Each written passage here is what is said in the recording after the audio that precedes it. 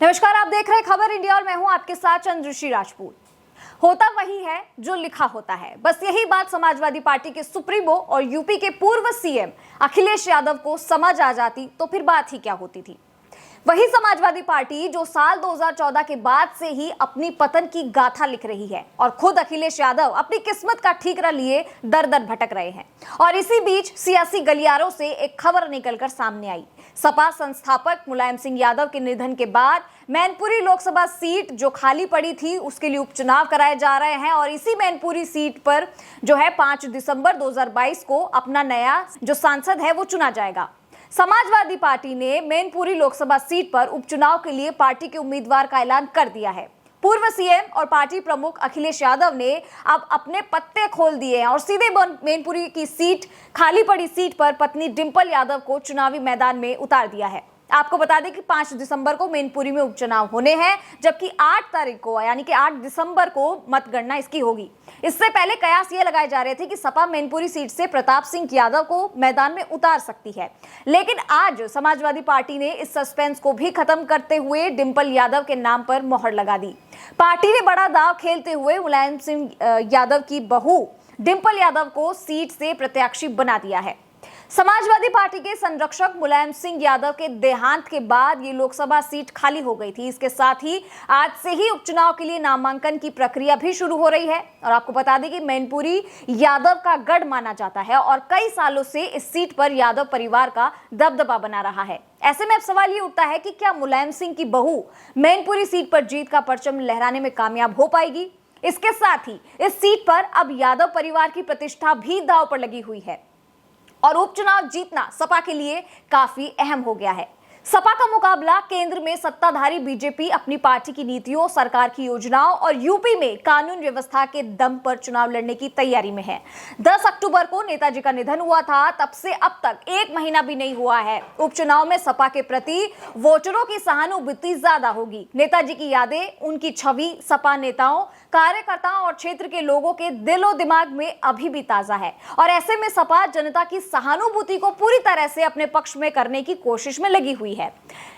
सपा के लिए बीते लंबे वक्त से अपने गढ़ में भी चुनौती का सामना करना पड़ सकता है। बीते चुनाव के दौरान मैनपुरी में जीत हार का अंतर भी काफी कम हुआ है, जबकि 2019 में यह घटकर 94,389 हो गया। वहीं अखिलेश यादव उपचुनाव में अपनी आजमगढ़ सीट हार चुके हैं। बीजेपी अब मैनपुरी सीट पर भी जबरदस्त तैयारी कर ली है उसने भी और इस सीट पर अखिलेश यादव के लिए परिवार में कई चुनौतियां हैं। शिवपाल सिंह यादव भी इस सीट पर चुनाव लड़ सकते हैं। ऐसे वक्त में अब उम्मीद जताई जा रही है कि अखिलेश यादव अब परिवार की सीट बचाने के लिए क्या चुनाव प्रचार भी करेंगे, क्योंकि अक्सर वो चुनाव प्रचार करते नहीं हैं। आपको बता दें कि डिंपल यादव इससे पहले कन्नौज की सांसद रह चुकी है और साल 2009 में अखिलेश यादव के कन्नौज और फिरोजाबाद लोकसभा सीट से चुनाव भी लड़ा था उन्होंने और जीता भी था। उसके बाद में फिरोजाबाद सीट को छोड़कर वहां से डिंपल जो है वो चुनावी मैदान में उन्होंने उतारा था अखिलेश यादव ने। हालांकि तब कांग्रेस के राज बब्बर ने उन्हें मात दे दी थी। फिर साल 2012 में अखिलेश यादव जब बतौर मुख्यमंत्री लखनऊ की राजनीति में लौटे तो कन्नौज सीट पर उपचुनाव में उन्होंने पत्नी डिंपल को तब भी उतारा। पहली बार डिंपल जीतकर लोकसभा पहुंची। इसके बाद साल 2014 के लोकसभा चुनाव में भी वो कन्नौज से जीती, लेकिन 2019 के लोकसभा चुनाव में डिंपल हार गई। लेकिन अब एक बार फिर अखिलेश यादव ने ये दाव खेला है और पत्नी डिंपल के साथ ये दाव चल तो दिया है उन्होंने, लेकिन अब देखना ये है कि कितना सही फैसला उनका ये साबित होता है। मैनपुरी लोकसभा सीट पर पार्टी फूंक फूंक कर कदम रख रही है। यहाँ अभी तक पूर्व सांसद तेज प्रताप यादव को बतौर प्रत्याशी देखा जा रहा था, लेकिन पार्टी के कई दिग्गज नेता पूर्व सांसद डिंपल यादव को टिकट देने के पक्ष में थे। उनका यह कहना था कि मुलायम सिंह यादव की सीट पर अखिलेश यादव चुनाव नहीं लड़ रहे हैं, ऐसे में डिंपल यादव को मैदान में उतारा जाना चाहिए। इससे उनके चुनाव मैदान में होने से वोटर्स से सीधे जुड़ाव होगा। बात समाजवादी पार्टी की करें तो एक समय उत्तर प्रदेश में समाजवादी पार्टी की सरकार थी, लेकिन लहर ऐसी कि लोकसभा की कुल 80 सीटों में भाजपा 71 सीटों पर जीत दर्ज कर ली थी, तो समाजवादी पार्टी 23 सीटों में खिसक कर 5 सीटों में ही सिमट कर रह गई थी। इसके बाद यह साफ हो गया था कि उत्तर प्रदेश में परिवर्तन की हवा चल पड़ी है। समाजवादी पार्टी को पहला झटका लगा था 2014 में, तो दूसरा झटका 2017 में सरकार जाते वक्त लगा था, जब भाजपा 47 सीटों से सीधा 312 सीटों पर पहुंच गई थी और सपा 224 से 47 सीटों पर सिमट कर रह गई थी। इस दौरान पारिवारिक लड़ाई, सपा अध्यक्ष बनने की लड़ाई के बाद अखिलेश का अपना चाचा शिवपाल से मतभेद हुआ और शिवपाल यादव ने अपनी पार्टी बना ली, जिसका नाम प्रगतिशील समाजवादी पार्टी रखा गया।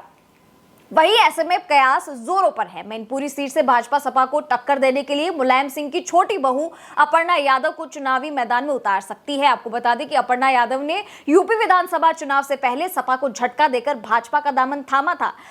बात अगर अखिलेश यादव की भी कर ले तो मुलायम के जमाने में यादवों को लुभाने तक का जतन कोई पार्टी नहीं करती थी। बीजेपी ने तो 2017 के चुनाव में गैर यादव ओबीसी वोट बैंक हासिल करने की रणनीति ही अपनाई थी, लेकिन अखिलेश यादव की अगुवाई में समाजवादी पार्टी धीरे धीरे कई मजबूत किले हारती जा रही है और विरोधियों के हौसले बुलंद होते जा रहे हैं। ऐसे में मुलायम के जाने के बाद सपा को संभालने वाले अखिलेश अपने ढहते हुए किले को कैसे बचा पाएंगे, ये देखना बेहद दिलचस्प होगा। लेकिन उपचुनाव पर जो है सबकी निगाहें टिकी हुई है। जिस तरीके से मैदान में उन्होंने अपनी पत्नी डिंपल यादव को उतार दिया है, अब किस तरीके से वो मैनपुरी की सीट पर अपनी जीत हासिल कर पाती है और जो विपक्ष है वो कितना जोर आजमाइश करते हैं। क्या अखिलेश यादव अपने गढ़ को बचा पाएंगे? अखिलेश यादव जो बीते दिनों से छुपे हुए दिख रहे थे, मुलायम सिंह यादव के जाने के बाद उनकी जो सत्ता थी वो भी और कमजोर होती गई। जैसे कि एक कह सकते हैं कि इतनी बड़ी रणनीति उन्होंने शायद बनाई हुई है, प्लानिंग को इतने टाइम से कर रहे थे इसके लिए, क्या ये रणनीति आने वाले चुनाव में काम आएगी? इस पर सबकी निगाहें टिकी होगी। लेकिन इसको लेकर आपका क्या कहना है कमेंट बॉक्स में जरूर लिख के बताइएगा और हमारे चैनल यानी कि खबर इंडिया को लाइक, सब्सक्राइब और शेयर करना ना भूलें और हाँ, बेल आइकन जरूर दबाइएगा। नमस्कार।